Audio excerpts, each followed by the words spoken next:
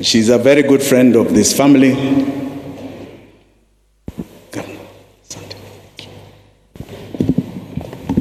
Asante sana, my brother Jimmy. I'm really sorry about your dad's passing.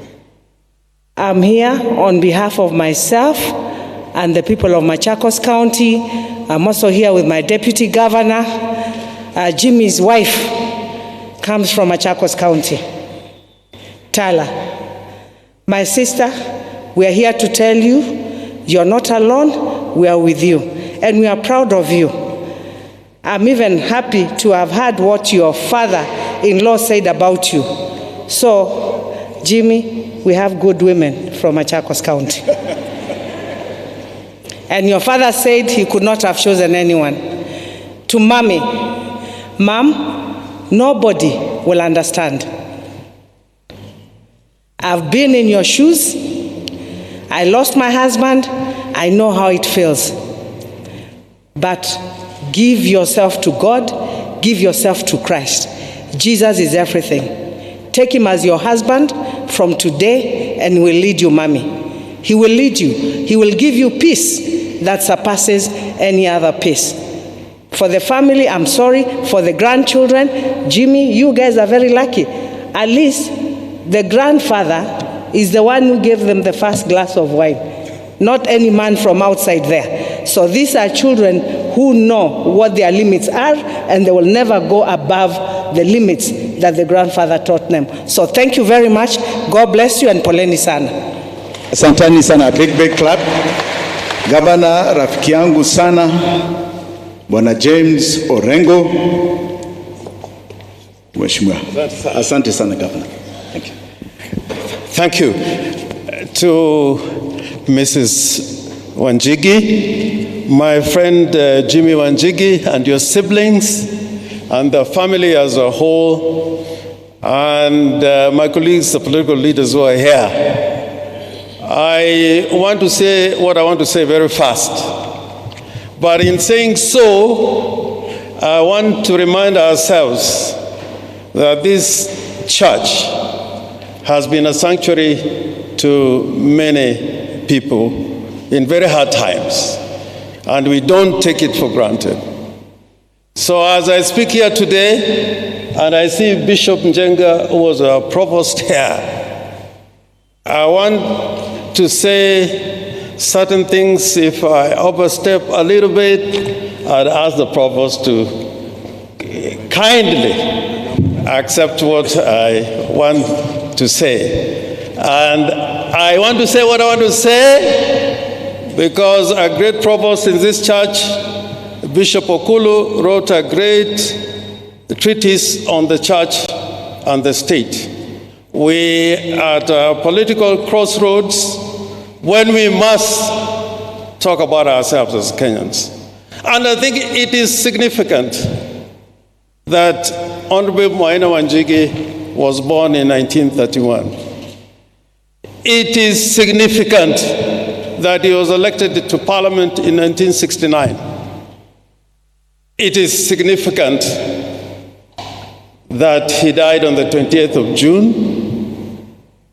And it is insignificant that we are remembering him, we are celebrating him on this particular day.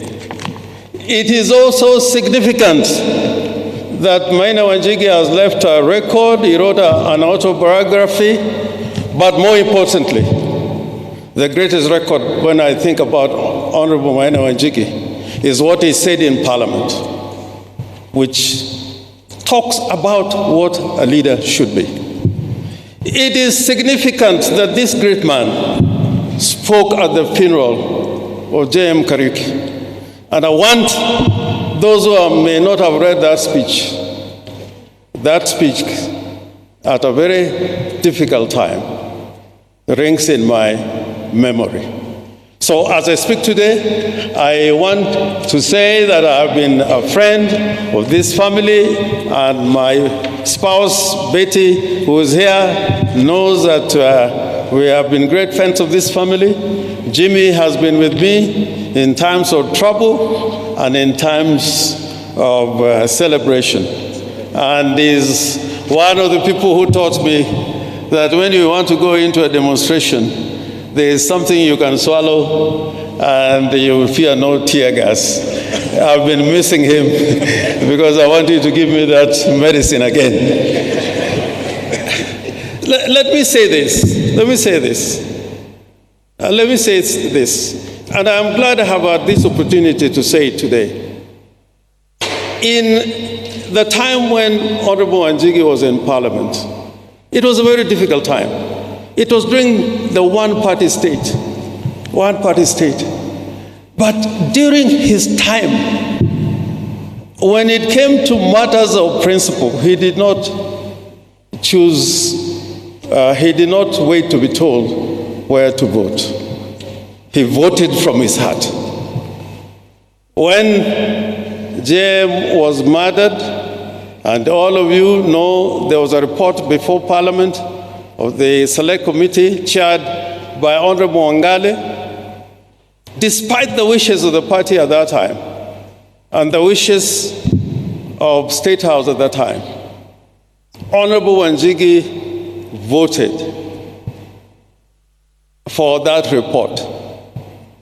And not only voted for that report, he went to the funeral and said things that no Kenyan would have said at that time.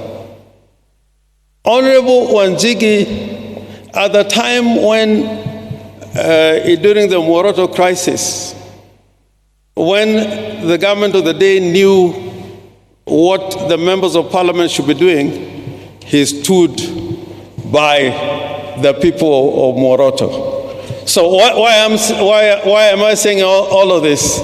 I'm saying, please, Kenyans, we are come at a time. You know, God is great all the time. When you say that God is great, when you say it from your heart, God is great all the time. He gave us a constitutional moment in 2010. God has given us another moment to resolve issues about Kenya.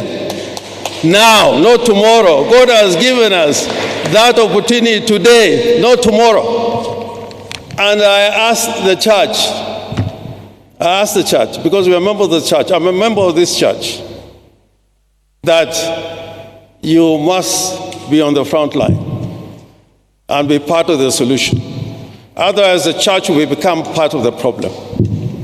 And that problem will be solved when we can follow the example of Maina Wanjigi, who never hesitated.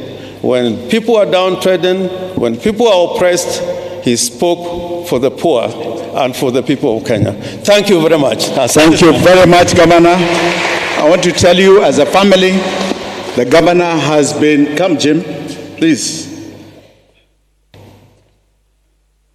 Through thick and thin, James Orengo here, as a lawyer, as a leader, has stood by this family.